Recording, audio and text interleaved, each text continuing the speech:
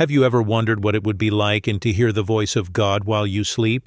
Well, that's exactly what happened to a young boy named Samuel, a child chosen before birth, dedicated to the Lord, and called to become one of the greatest prophets in Israel.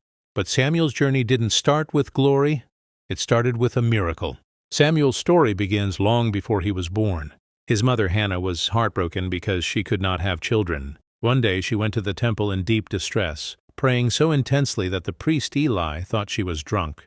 But Hannah cried out, "Lord, if you give me a son, I will give him back to you all the days of his life."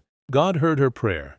Hannah gave birth to Samuel, a name meaning God has heard, and keeping her promise, she brought him to the temple to serve the Lord under Eli's care. One night, while the lamps were still burning and the temple was quiet, Samuel heard a voice. "Samuel." He ran to Eli. "I didn't call you," Eli said. It happened again and again. Finally, Eli realized what was happening. "Samuel, it's the Lord." When he calls again, say, "Speak, Lord, for your servant is listening."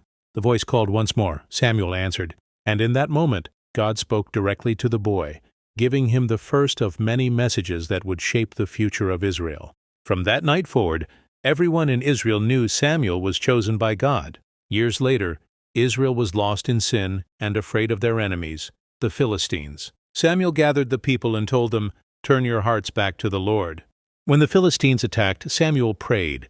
As he offered a sacrifice, God thundered from heaven, throwing the enemy into confusion. Israel won the battle, not by their own strength, but by God working through Samuel. He became a judge, a prophet, and a leader who guided Israel for decades. One of Samuel's greatest moments came when God sent him to the house of Jesse. None of Jesse's strong, impressive older sons were chosen by God. Instead, God said something powerful. "Man looks at the outward appearance, but the Lord looks at the heart."